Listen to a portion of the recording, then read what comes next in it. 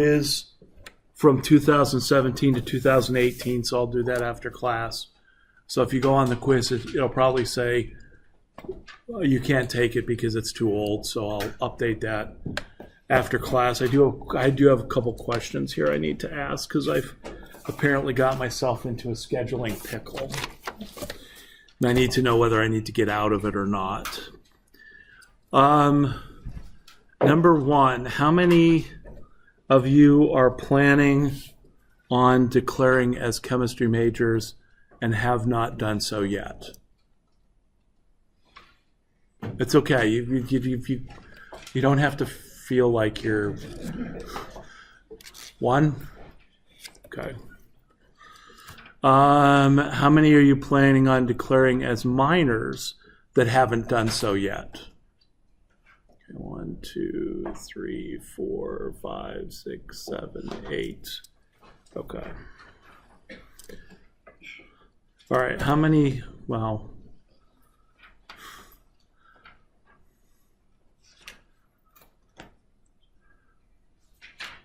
which situation? Since there's only one person who's planning on being a chemistry major, which one were you? 3, 4, or 5? Were you thinking of taking all 3? Or let's see. No, that haven't done so yet. So we need.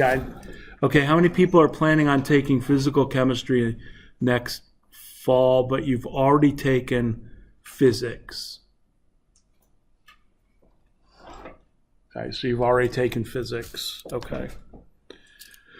How many of you are planning on taking both physics and physical chemistry next fall? Okay. How many of you were planning on taking both physical chemistry and chemistry 435? So in other words, physical chemistry and biochemistry. 3. Okay. And then how many of you are planning on taking all 3? Well, that's the problem. Just out of curiosity, how many of you are planning on taking biochemistry 1, which is chemistry 435 in the fall? 1, 2, 3, 4, 5, 6, 7, 8, 9, 10, 11, 12, 13, 14. Okay, how many of you are planning on taking general biochemistry 431 in the fall? Next spring? Okay. All right, thank you. Maybe my pickle isn't as bad as it could be. You can't take, right now you can't take physics. You can't take physics, physical chemistry, and biochemistry all at the same time. And I need to figure out what to do about that, if anything. So, all right, that's fine. Okay. Any questions from it was Monday, right? Yes. Been a long week already. It's already Wednesday. I know it's already Wednesday. So, I put in the folder, in Monday's folder, I put homework problems that are due on Friday. So I think there's like 4 pages of problems like this where you have to write the products. All right, and so that problem set's due on Friday. So you can print them out and do those. So this is kind of where we were at on Monday. Was how do we add electrophiles to the benzene ring that already has 1 or 2 groups on it, or more? Okay. So for instance, what's my electrophile in this case? Br plus. And where's the Br plus going?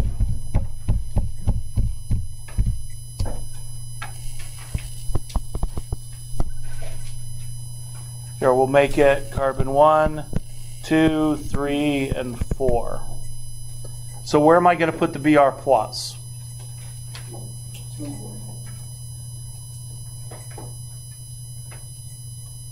I heard a 2 and a 4. Any other numbers you want to throw out?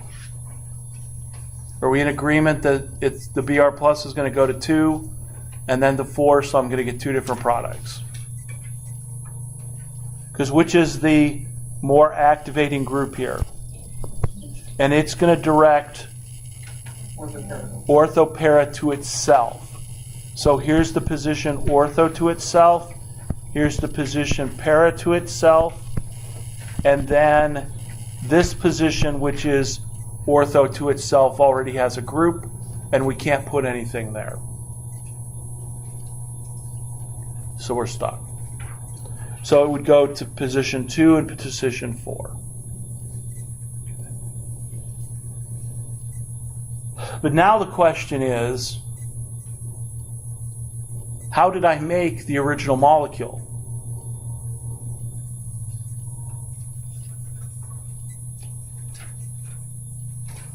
Which would be an ortho-amino carboxylic acid. How'd they make that? Bless you. So if I go back to Monday, I need a set of reactions that will take my benzene ring and add onto it a carboxylic acid. And that's where we were right at the end of class, right? So we said a couple of ways to do this. First way would be to do what? Put an alkyl group on. Take an alkyl halide, react it with AlCl3, Friedel-Crafts alkylation, and then in step 2, do KMNO4. That would be one way. The second way would be Grignard, put a bromine on. So bromine, FeBr3, then magnesium to make it a Grignard, then CO2.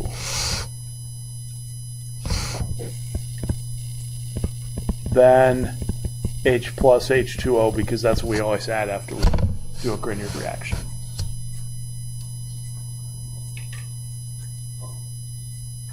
Any other creative ways we could do this?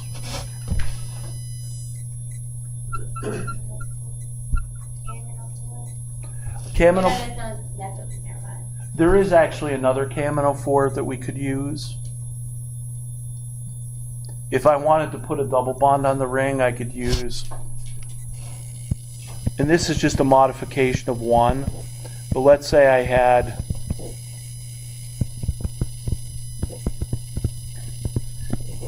I could do this reaction. So I could take put a double bond on the ring, and then I could cleave the double bond with KMNO4 or ozone. But that's really just a modification of 1. So we need methods to put carboxylic acids on the ring. But now the NH2. How do I put the NH2 on the ring? Well, I'm not going to ask that question because you don't know. But we need to know it. So that's where we go next.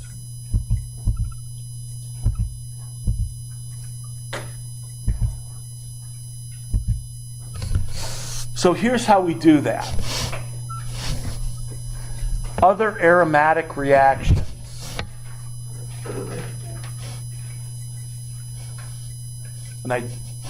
Other aromatic reactions. So the way that we can put an NH2 group on the ring is to reduce a nitro group. So when we think about organic, reduction means add hydrogen.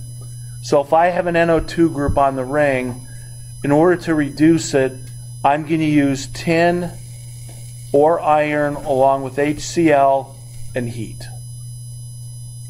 That's the standard set of reagents that will convert an NO2 group to an NH2, which is called an aniline.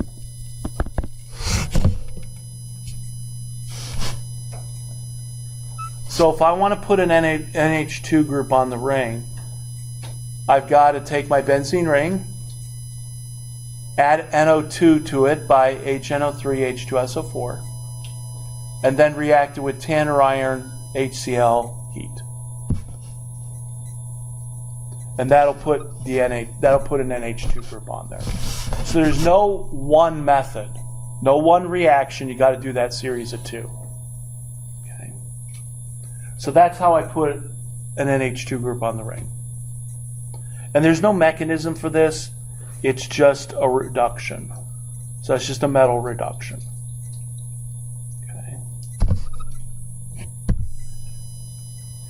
Preparations of benzoic acids.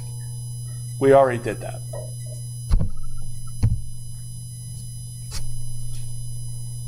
Reversible sulfonation and blocking strategies. Let's come back to that. Let's come back to the idea of blocking. And the idea that you can put an SO3H group on the ring and you can take it off by using steam. And the blocking strategy is as it sounds. Maybe I want to put an SO3H group on the ring to block another group from adding there, and then I can take it away and the position's open. And we'll come back to that because you can there's some ways we can imagine doing that. But here's the key to doing a lot of aromatic reactions. And this is actually in the amines chapter of the textbook. And you're like, textbook? We have one of those? Yes. I'm talking to a company about trying to get the $60 electronic textbook where when you read it, it asks you questions and you, on the computer, answer the questions. And it's like clicker questions so that I can see that everybody's been reading the book and answering the questions. And then I can use the same thing in class to have you draw answers. And so I may do that next year, but that's not this year. So here's how we can do a whole bunch of aromatic reactions. The first thing we have to do is we've got to put an NH2 group on the ring, which I just showed you how to do. But then what I'm going to do is I'm going to react my amine with HCl and NaNO2. NaNO2 is nitrite. It's not nitrate, it's nitrite. And so what happens is I form this species called a diazonium salt. And it's a diazonium because it's got nitrogens triple bonded to each other. That's a plus charge on the nitrogen, and there has to be a counter ion, which is a Cl, bless you, from the HCl. So this diazonium salt is going to be a reactive species that I can react with different things and put different groups on the ring. So, doing this with a normal alkyl group, we do not do. What do I have in this molecule? I have an N2 molecule.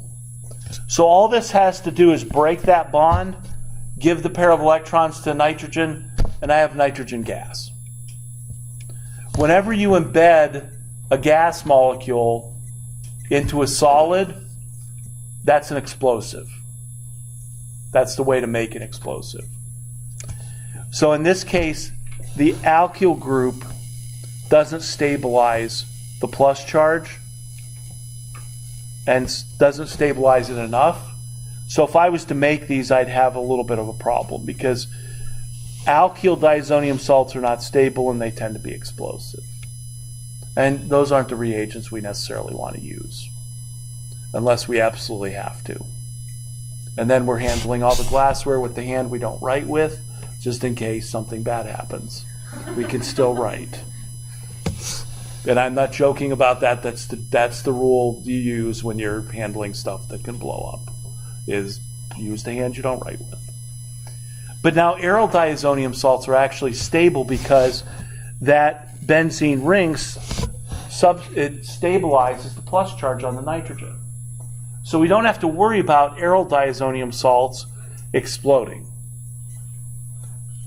And then these, if you think about it, this would be a pretty good leaving group, because it's going to leave as nitrogen gas. We just have to control it so it doesn't leave all at once, which is the problem with the alkyl groups. The problem is, take a solid, make a gas out of it instantaneously, and what do you have? Huge volume expansion. If it's exothermic, even bigger volume expansion because of the heat. And that's how you get explosive materials. But with the aryl benzene, with the benzene diazonium, that nitrogen group, that can leave. So we can substitute different things for that. Now I know we're doing electrophilic aromatic substitution, but not on a nitrogen, not on the N triple bond N, but the hydrogen. Yes, but now I could actually do it on the nitrogen, and I'm not going to show you the mechanisms of this, but that's the basic theory. Good leaving group, let's substitute stuff for it. Okay? So, it's going to take me 4 steps to get to the diazonium salt, because I have to go from benzene to the nitrobenzene to the NH2 to the N triple bond N. Okay. So for those of you that are, keeping track of flashcards, there's 3, but you might want to have 1 where you're doing all 4 steps. Because anytime I want to do any one of these reactions I'm going to show you, it takes 4 steps to get me to the diazonium salt. Okay. So first thing are reactions called Sandmeyer reactions. Sandmeyer reactions, you can take copper, different copper salts, react it with the diazonium, and the halide, or the anion part, will now substitute for the N triple bond N. So what can I do? I can use copper chloride, and this is copper 1 chloride, copper 1 bromide, or copper 1 cyanide.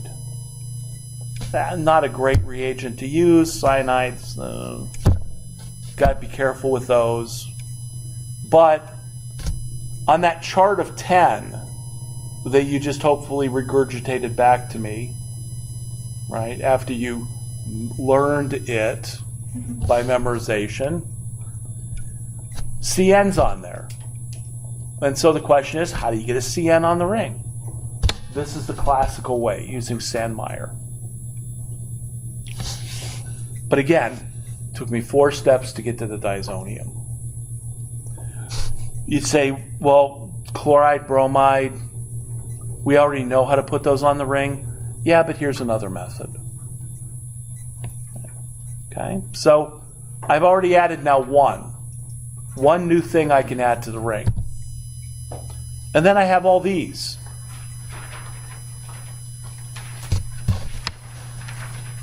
So also on the groups of 10 was OH. How do you add an OH to the ring? And we'll actually see some other methods later on that people have come up with industrially to do that. But in a non-industrial lab, meaning that, an industrial lab, they don't usually use round bottoms because they need them the size of this room.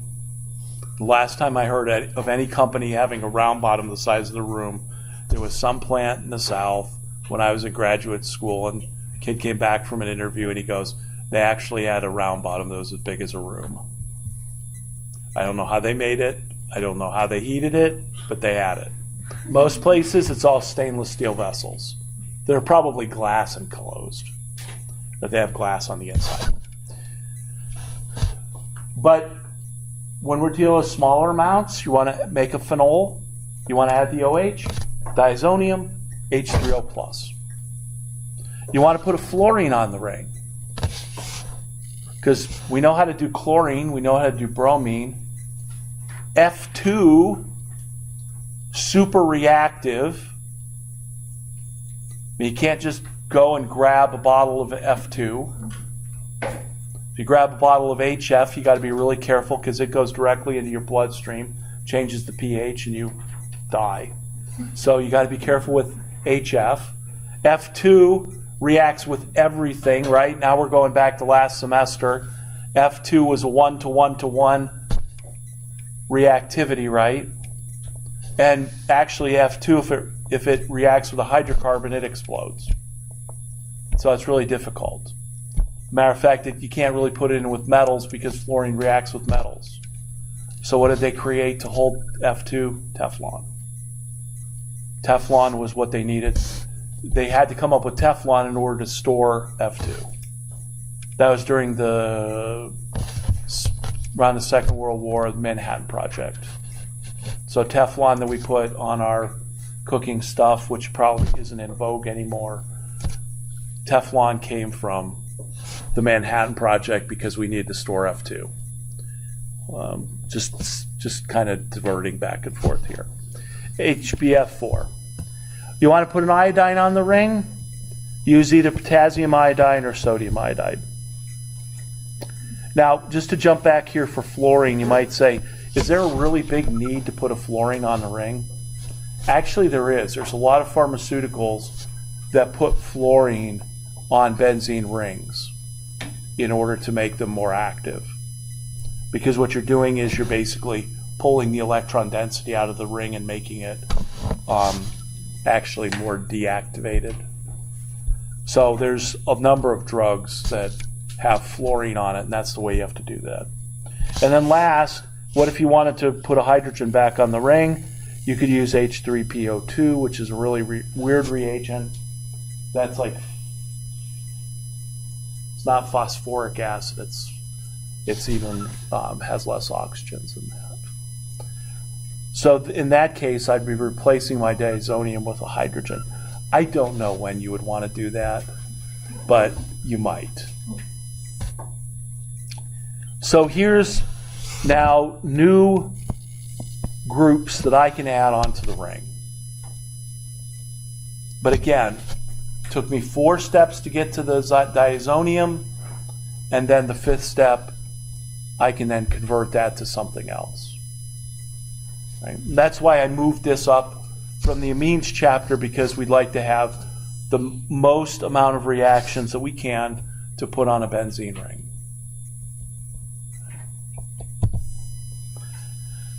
Now, the reasons that these are called diazonium salts is because you can actually take them and add them to another benzene ring.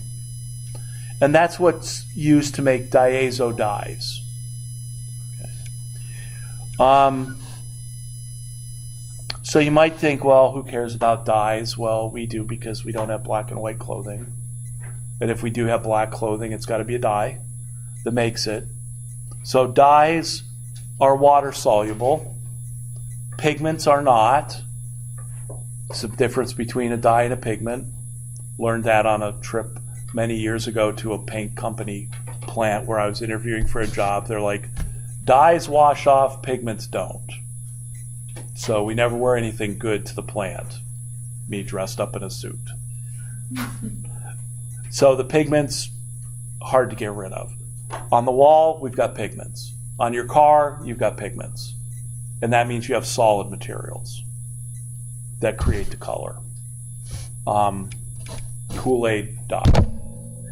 So in the Diazo Dye Preparation, what happened is that this was initially done by this guy called William Henry Perkin, who apparently had like a chemistry lab in his basement when he was like 12 years old in England. So he was well-to-do, because if you could just have a chemistry lab in your basement, just spend your time doing all these reactions, that's a life of leisure. Now, it's not really a life of leisure. So what he was trying to do was he was trying to make quinine, which was a cure for malaria. Yeah, he's 12. I guess you have to have goals. So he's like mixing all these different chemicals together to try and make that.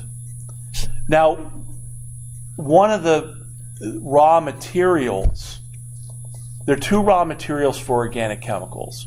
One is crude oil. And crude oil has your alkanes, your alkenes, and your alkynes. Mostly alkanes. But the other raw material is coal. And coal is made up of mostly aromatic compounds. And most of the coal chemistry was developed in Germany.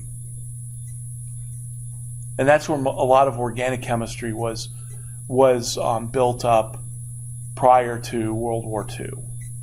And that organic chemistry is not an American science. It is a German, Russian science with people not knowing necessarily what was going on in Russia during those times, right? Because Stalin was chopping people's heads off and all sorts of stuff. So we know that because we have things like the Zaitsev rule, and we have the E and the Z for Zusammen and the other one that escapes my... anyway. Markovnikov was Russian. Markovnikov was Russian. So in Soviet Union, in Germany, lots of coal. What they would do is they'd take the coal, they'd heat it up with no oxygen. Because if you heat it up with oxygen, you burn it. But if you heat it up without oxygen, all of the volatile materials can come over and you can make coal tar, which was a mixture of different aromatic compounds. Separate them out, you have lots of building blocks, like aniline. So by trial and error, you find out that if you took aniline and you reacted it with the nitrite and the HCl, and I don't know exactly how he did that, but what he found was that if he made his diazonium salt, he could react it with an activated benzene ring, and your diazonium salt has two resonance structures, one where the plus charge is on the nitrogen in the middle, and one with the plus charge is on the end. Well, this whole thing then becomes an E plus that with an activated ring is going to add ortho and para to that activating group. So all we have is just another big E plus. Now, the problem is it's big, so adding it ortho is probably not likely because of sterics. But it can add nicely para, and so we can make now diazo dyes where the circled part comes from the diazonium salt and then the activating group and the activated benzene ring. So what Perkin did was he was trying to make quinine. He mixed chemicals together. He got a really dark solution, but when he diluted it down, he found out it was purple instead. And it was the purple color like you associate with the royals. So it's called royal purple, which happened to be like all the rage in Fashion Week in Paris that year. So all of a sudden, now they could make all the purple clothing they wanted to. Because previous to that, you had to go to an island in the Mediterranean and get these bugs and crush them up, and that's where the purple color came from. So that's pretty limited. And so that means only the rich people could have purple clothing, but now he could make it and everybody could have purple clothing. I suppose they could afford clothing. So that's sort of what Perkin did. But what he did was he kind of showed that these coal tar materials could be used to make all sorts of molecules. And that led to taking the coal tar and making aspirin out of it and and aspirin, if you remember from our lab last semester, was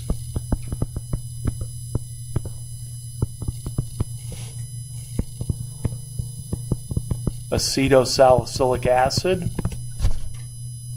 So then the next thing you were able to make was salicylic acid, which would have had the OH group here. The salicylic acid, the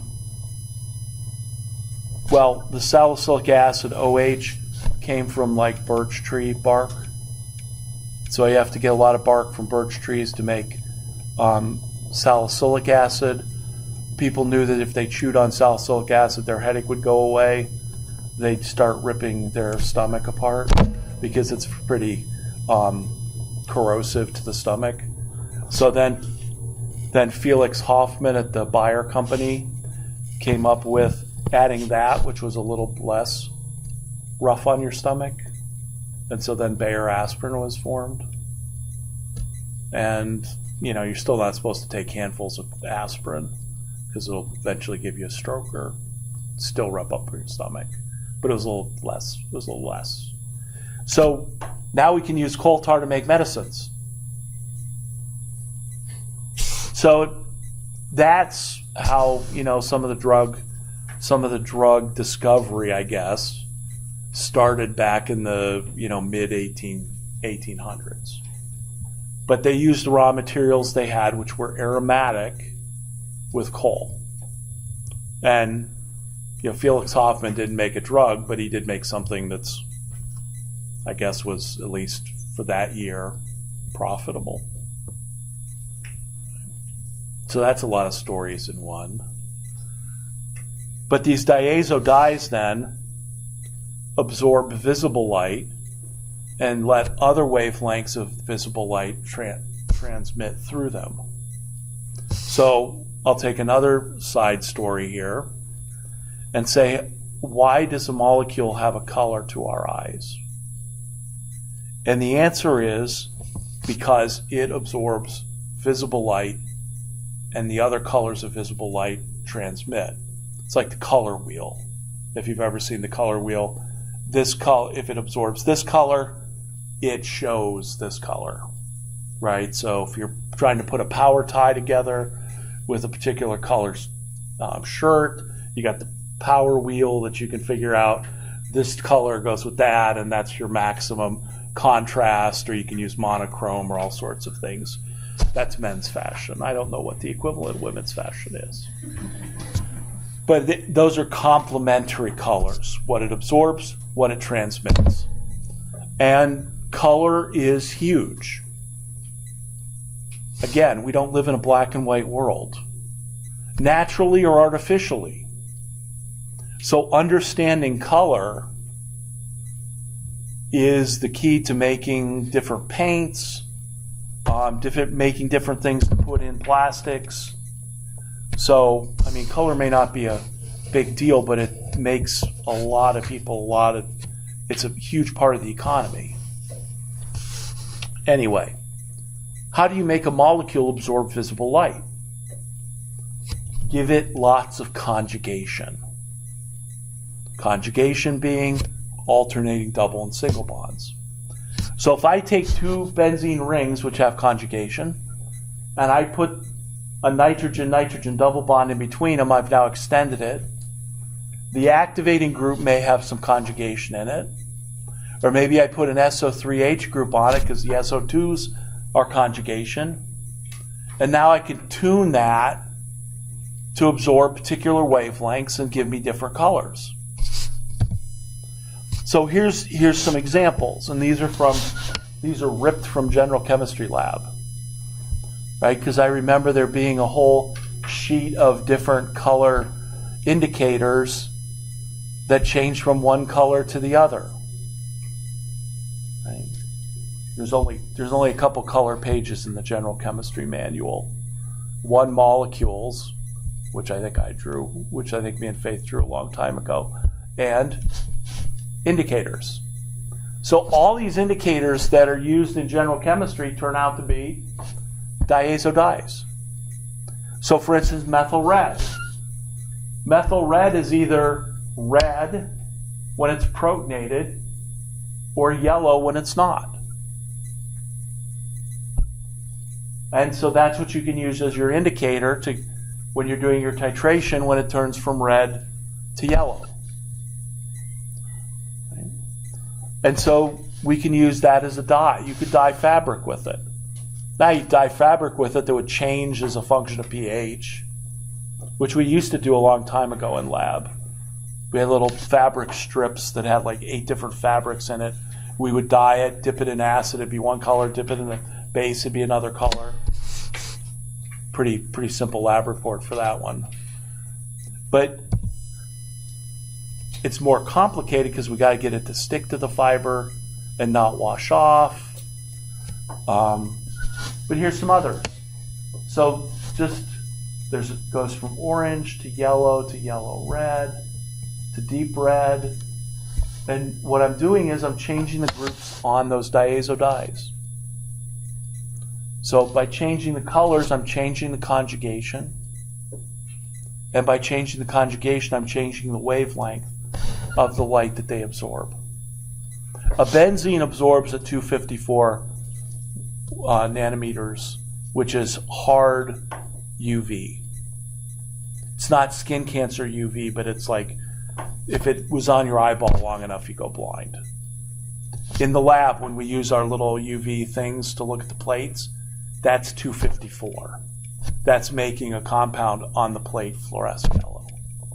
So that's 254, and that's why you don't look at it, right? So in these diazo dyes, we can change the colors, and we can make them water soluble by putting nitro or nitrogen-based groups all on mouse rings. So diazo dyes, not necessarily used synthetically, but huge industrial, huge pH indicators. And they really came about by accident.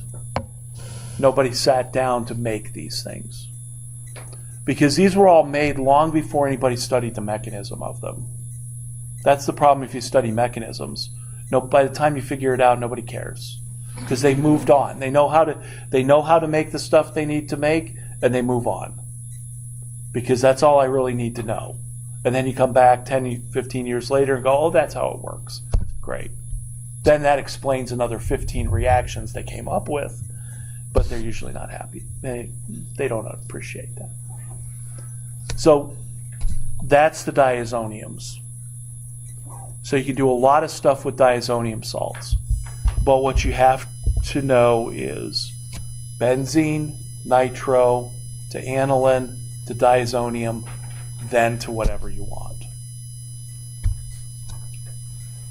Okay. So that's about as many diversions and sidetracks and stories as you're going to get in one point. Right, so that kind of makes sense in terms of the overall thing. But this is what you need to know is you need to know how to make it, and then you need to know what reagents go with what diazonium salt. So this would be a perfect time on Friday for another beginning of class quiz where I ask you either to write the products or the reagents. So we'll plan on that for Friday. So just this slide or all of them? Well, I probably, if I'm doing my job, I'm going to give you a benzene ring, and I'm going to at least ask you the reagents to go to nitro, to go to aniline, to go to diazonium, and then from the diazonium, the different reagents to get you to. We'll make it, how about this? We'll make Friday reagents only. So that's all I'll ask you is to write out the reagents you need to go to each of the products. And then do you want all the way up to diazonium salts, or do you want the other? Nah, we won't worry about diazonium salts right at the moment. Okay. So we're worried about this, The four steps, okay. so this, and this. Okay. So those two slides. Vinny? So, videos, practical, online quiz, and quiz. Wait. I got 4 minutes left here. I'm not done. What it summarized for us, Vinny? Is it video, online quiz, practice problems, in-class quiz? Yes. Wow.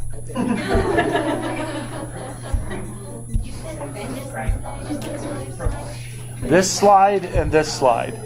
And then homework is due. Yes, it's tough. Okay.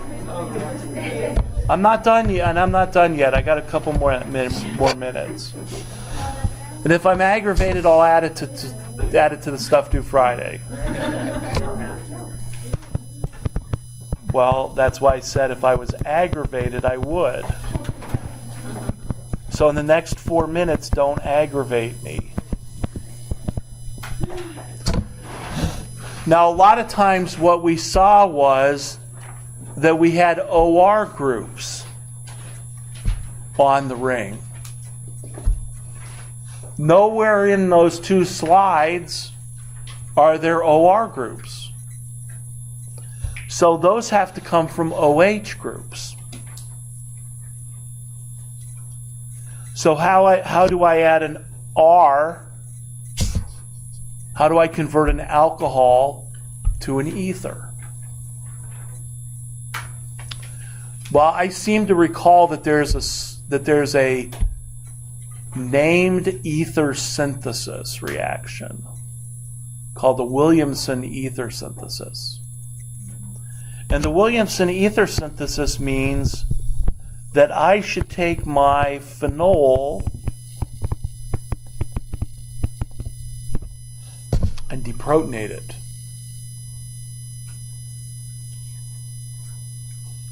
And then if I deprotonate that alcohol, phenol, same thing, and I react it now with an alkyl halide, if I do this right, I can get an SN2 reaction and then simply add the R group.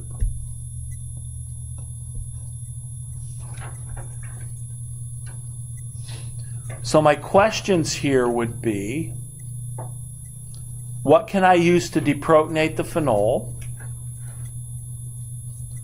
And what are my restrictions on the RX group?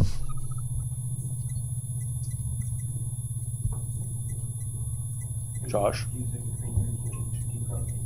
So I could use a C- or an NH2- or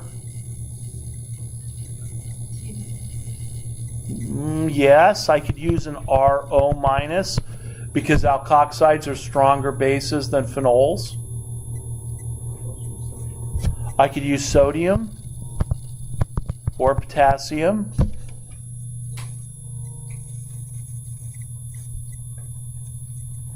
It's probably good. Well, whenever you got C-, you got H-. What'd it do? So any of those reagents would oh, I got one more.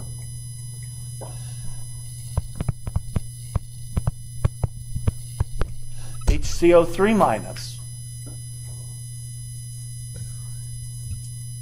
Bicarbonate. Because remember, phenols are strong enough acids that they can be deprotonated by simple bicarbonate. Oh wait, and I forgot, OH-. So bicarbonate will do it, so will hydroxide. So lots of ways I can make my phenoxide, my deprotonated phenol. Okay, final question. I will make the final question then. So, what are my restrictions on the alkyl halide if I want to do SN2? It cannot be tertiary. So this will work as long as the alkyl halide is primary or secondary. If it's tertiary, what happens? It's going to be an E reaction. Probably E2. So there's nothing new here. This is review. But you're gonna, if you see an OR group and I say, hey, how are we gonna put an OR group on the ring? I got like 6 steps. But at least I know what they are.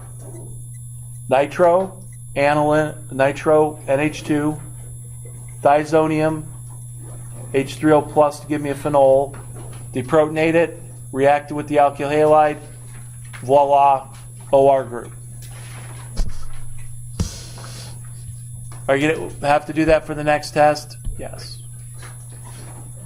So as you're going through some of these reactions, remember these combinations because they will be really helpful.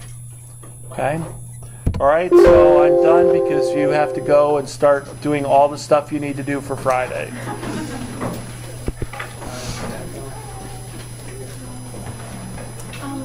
That O minus and C minus nucleophiles when they attack tertiary